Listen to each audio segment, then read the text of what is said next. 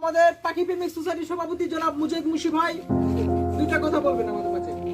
আপনারা জানেন পাখি শিকার একটি বিবেক গর্হিত একটি কাজ এবং আমাদের বন্যপ্রাণী সংরক্ষণ ও নিরাপত্তা আইনে 2012 এখানে 38-41 ধারায় পাখি শিকারকে একটি শাস্তিযোগ্য অপরাধ বলে গণ্য করেছেন এবং এই কাজ করলে 2 লক্ষ টাকা এবং 2 বছরের জেলের বিধানও আছে।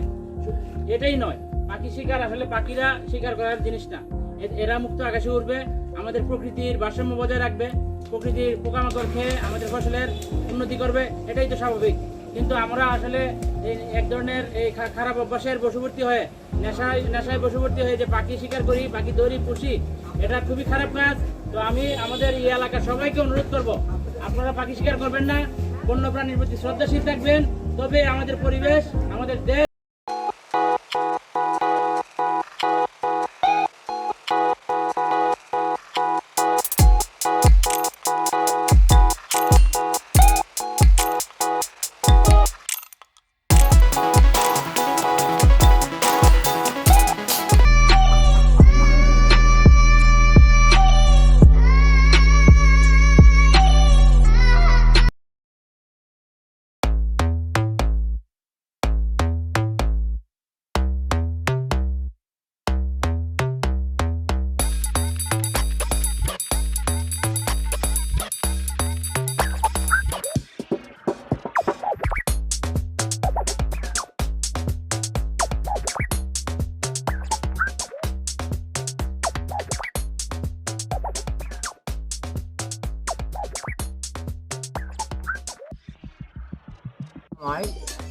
পাখি ধরে ওখানে এরা কইছে আর এগুলা শিকার করতো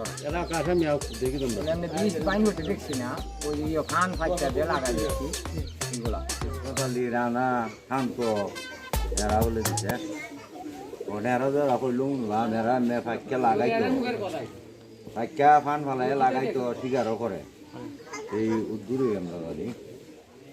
আহমেদ চৌধুরী রেঞ্জ কর্মকর্তা বন্যপ্রাণী ব্যবস্থাপনা প্রকৃতি সংরক্ষণ বিভাগ হবিগঞ্জ। আমরা 18/9/2022 ইংরেজি তারিখে মাধবপুর উপজেলার রাজাপুর, রামনগর এবং কমলপুর, মধ্য কমলপুর গ্রামে অভিযান পরিচালনা করি। অভিযান পরিচালনাকালে আমরা বিভিন্ন ধরনের বন্য পাখি ধরার ফাঁদ, জাল এগুলো জব্দ করি। পরিশেষে আমরা পটাশ দিয়ে পাখি শিকারি এবং বিভিন্ন ধরনের বন্যপ্রাণীর শিকারি ও গৃহপালিত পশু এমনকি কবুতর, হাঁস, মুরগ শিকারি যারা বিক্ষোভ দিয়ে এগুলো শিকার করতেছে তাদের বাড়িতে আমরা আসি, তাদের এলাকায় আসি।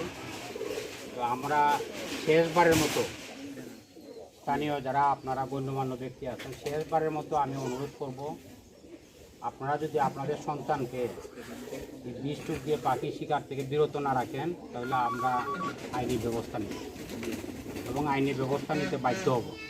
আর সেই সঙ্গে অনুরোধ করব, এই যে কিসমত আলী, শান্ত মিয়া, রানা, তাদেরকে যদি আইনের আওতায় এনে আমরা মামলা দিতে হয় তাহলে আমরা এদের বিরুদ্ধে বিভাগীয় মামলা নিব। আর যদি আপনারা এলাকাবাসী গণ্যমান্য ব্যক্তিরা মনে করেন যে প্রথমবারের মতো ক্ষমা প্রার্থনা আপনারা যদি চান, আপনাদের সন্তানদের নিয়ে আমাদের বন্যপ্রাণী ব্যবস্থাপনা প্রকৃতি সংরক্ষণ হবিগঞ্জে যাবেন, মুস্তেকা দিবেন, আমরা চেষ্টা করব আপনাদের সন্তানদের মুক্ত করার জন্য, নতুবা আমরা আইনের আওতায় নিয়ে আসবো এবং আমাদের এই ধরনের অভিযান অব্যাহত থাকবে।